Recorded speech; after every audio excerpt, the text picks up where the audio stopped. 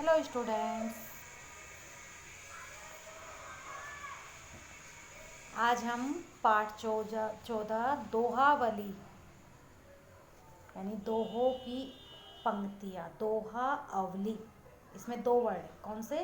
दोहा अवली, अवली पंक्ति, दोहे की पंक्ति। यानी हमने इस लेसन में दोहे पढ़े थे, कबीरदास जी, तुलसीदास जी और रहीम के।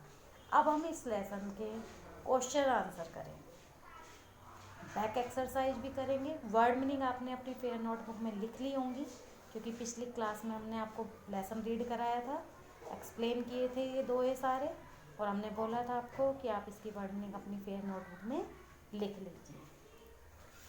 तो अब हम फर्स्ट क्वेश्चन करते हैं इसका, गोविंद से परिचय कौन कराता है? गोविंद, गोविंद का अर्थ क्या होता है? भगवान। क्या नाम है? गोविंद भगवान। आपने कबीरदास जी का दोहा पढ़ा, गुरु गोविंद दोऊ खड़े, काके लागू पाए, बलिहारी गुरु आपने, गोविंद दियो बताए।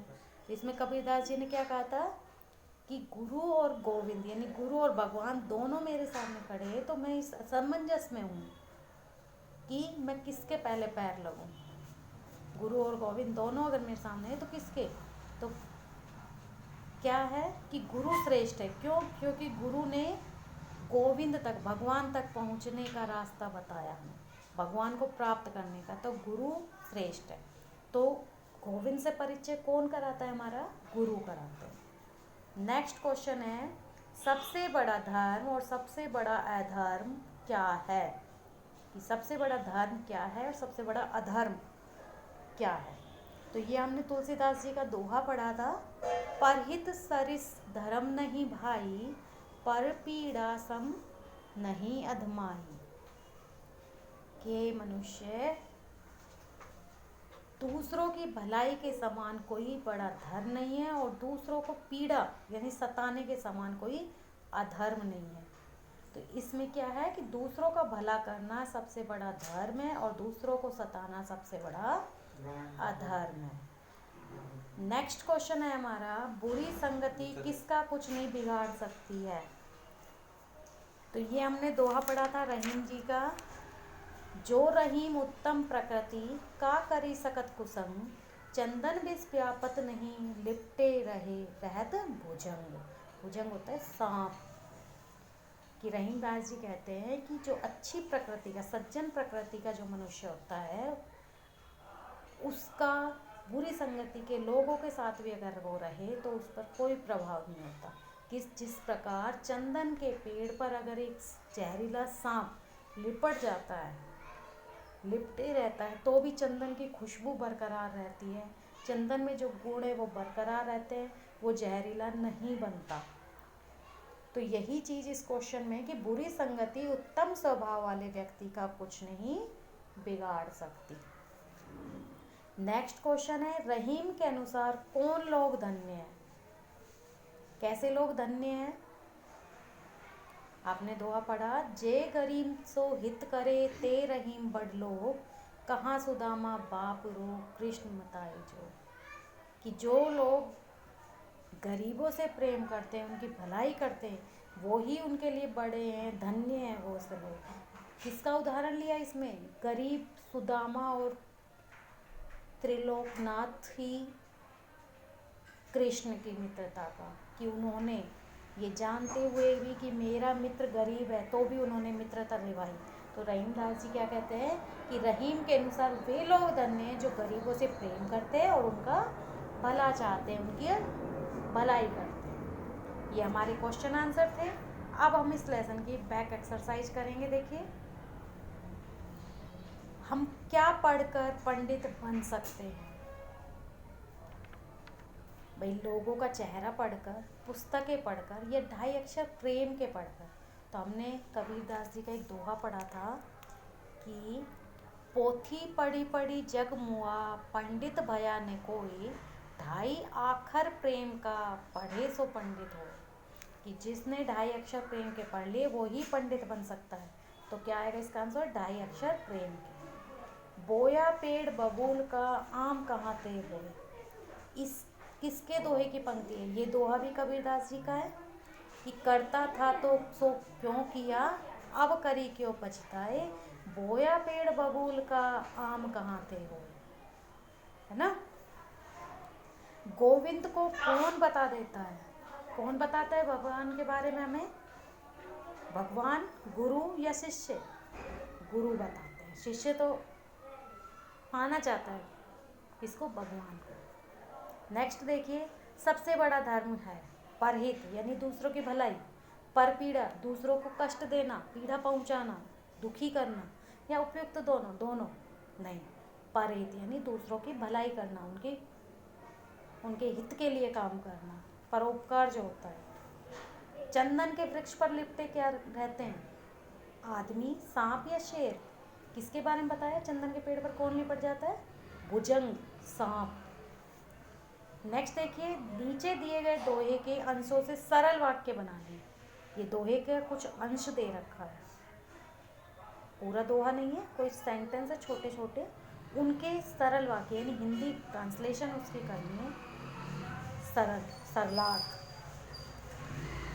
मन का फेर यानी हम सभी को मन का मोती फेरना चाहिए, यानी अपने मन में जो द्वेष की भावना है उसको दूर करना चाहिए। ये जो मन का जो मैल है उसे दूर करना चाहिए। समय चूकी पुनि का पछताने, यानी समय चूकी, चूकने पर, निकल जाने पर, पुनि फिर से, का क्या, कि समय निकल जाने पर पछताने से क्या लाभ, कि हमें अपना काम अपने समय पर करना चाहिए। अगर वो समय निकल गया दोबारा, आपको पता है समय कभी वापस लौट कर नहीं आता। सुबह अगर आपका टाइम है 9 से 10 पढ़ने का, अगर उसमें आपने नहीं पढ़ा तो वो 9 से 10 दोबारा बजेंगे सुबह के? नहीं। इसी तरह आपको कहा जाता है कि आज जो काम आपको कराया जाए स्कूल में, जो लेसन रीड करने को दिया जाए, उसी लेसन को उसी दिन पढ़ो।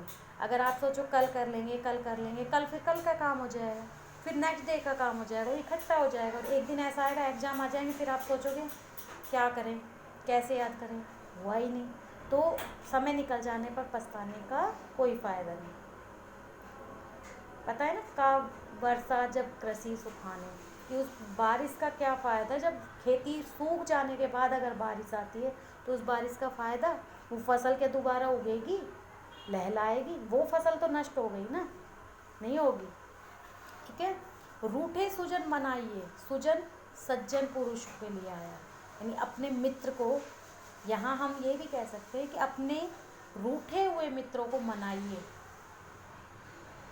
कि अगर एक अच्छा मित्र है आपके पास जो आपका हर समय साथ है, हर परिस्थिति में आपके साथ है, तो अगर वो एक बार रूठ भी जाए, 100 बार रूठ भी जाए, तो भी उसको मनाइए, क्योंकि अच्छा इंसान जल्दी से ज़िंदगी में नहीं मिलता।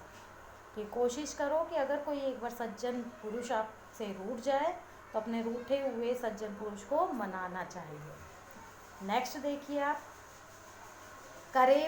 बड़े बड़ाई ना करें।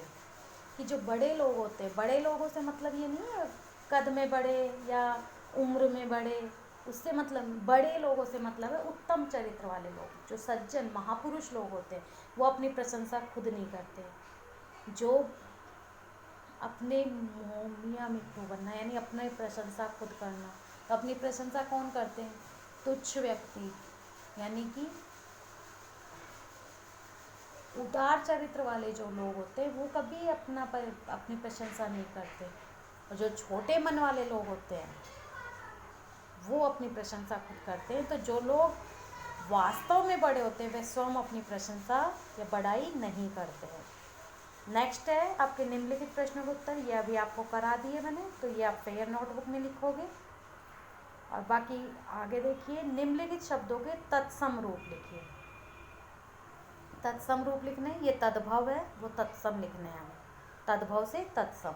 ये भी हो सकता है कि तत्सम रूप देके आपको तद्भव पूछा जा सकता है, कि दोनों को आपको अच्छे से रीड करना है। बानी, वाणी, भया, व, आखर, अक्षर, का, क्या, सुजन, सज्जन। व्यापक, व्याप्त। अब देखिए निम्नलिखित शब्दों के वाक्य बनाने, जैसे फर्स्ट वर्ड है आपका माला।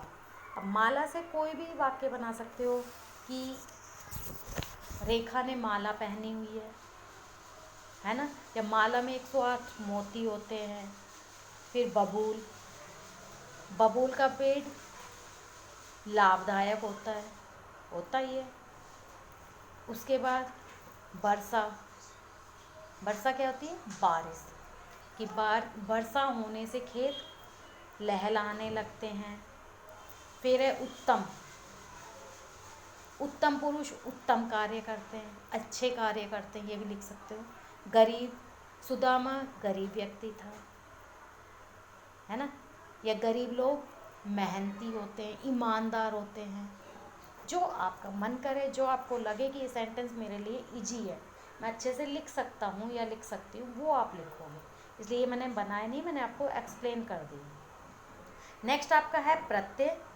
प्रत्यय किसे कहते हैं, वो चीज़ आपको पता होनी चाहिए कि वे शब्दांश जो किसी शब्द के अंत में जुड़कर उनके अर्थ में परिवर्तन कर दें, वे प्रत्यय कहलाते हैं। जैसे अर्थ, अर्थ शब्द है, अर्थ का अर्थ क्या होता है, अर्थ मतलब या धन। अर्थ का मीनिंग क्या होता है, धन। अब इसमें अगर हम इक प्रत्यय जोड़ दें तो क्या बनेगा, आर्थिक। और आर्थिक का मतलब क्या हो जाता है, आर्थिक दृष्टि से, यानी धन दाने की दृष्टि से, ठीक है, इकोनॉमिकल। जैसे पढ़ एक क्रिया है, पढ़ना, पढ़ो तुम, कहते हैं ना पढ़। अब उसमें आई प्रत्यय जोड़ दिया तो क्या बना, पढ़ाई। अब पढ़ाई शब्द क्या बन गया, संज्ञा शब्द बन गया, और पढ़ क्या है, क्रिया है, तो उसमें अंतर हो गया दोनों में। नेक्स्ट देखिए आप, आई प्रत्यय से कुछ वर्ड बनाने, मैंने बनाए हैं, आप अपनी मर्जी से भी बना सकते हो। अभी एक्सप्लेन किया है किस तरह बनाना है, मैंने भी बना दिए। इक प्रत्यय से कुछ वर्ड बनाने, अभी आपको बताया, धर्म का धार्मिक, अर्थ का आर्थिक, समाज का सामाजिक, परिवार का पारिवारिक, व्यवहार का व्यवहारिक। ये आप खुद बनाओगे अपनी मर्जी से। मैंने जो बनाया कंपलसरी नहीं, आप यही लिखो, अपना दिमाग लगा के खुद बनाने की कोशिश करो। ग्रामर को जितना हो सके आप खुद अपनी तरफ से करोगे, उतनी ज़्यादा अच्छा रहेगा। नेक्स्ट देखिए, ये संधि विच्छेद है, ये जो टॉपिक है ये हम नेक्स्ट क्लास में ग्रामर के में अच्छे से करेंगे। अभी फ़िलहाल जो वर्ड दिए हैं वो मैं आपको एक्सप्लेन कर देती हूँ बस। इसके जो नियम है वो सारे नेक्स्ट टॉपिक जब आपका आएगा ग्रामर में संधि, उसमें एक्सप्लेन करेंगे, क्योंकि ये बहुत लंबा हो जाएगा अगर अभी एक्सप्लेन करेंगे इसमें।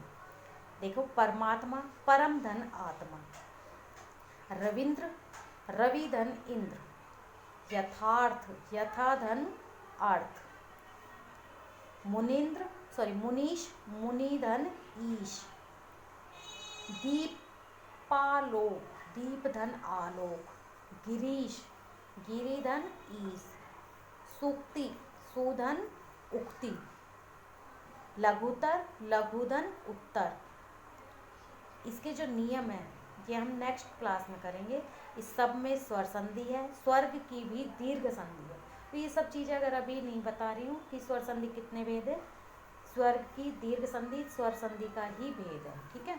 ये हम अगली क्लास में करेंगे, अभी आप इतना ही करना।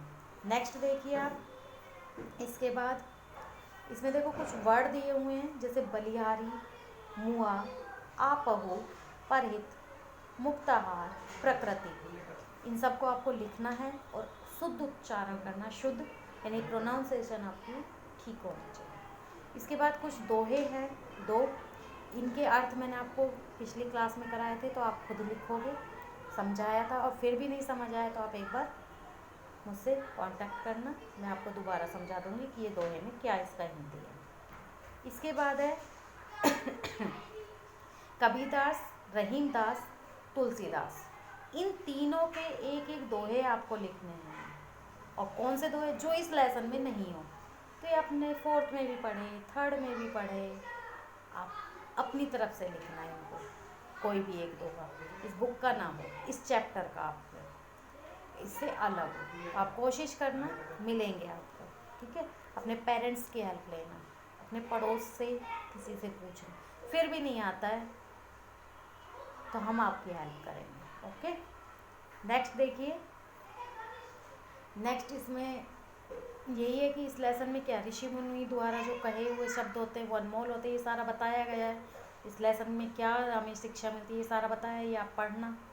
और इस लेसन के क्वेश्चन आंसर आपको फेयर नोटबुक में करने हैं, वर्ड मीनिंग भी, और बैक एक्सरसाइज जो भी कराई है वो आपको अपनी बुक में पेन से फिल करनी है।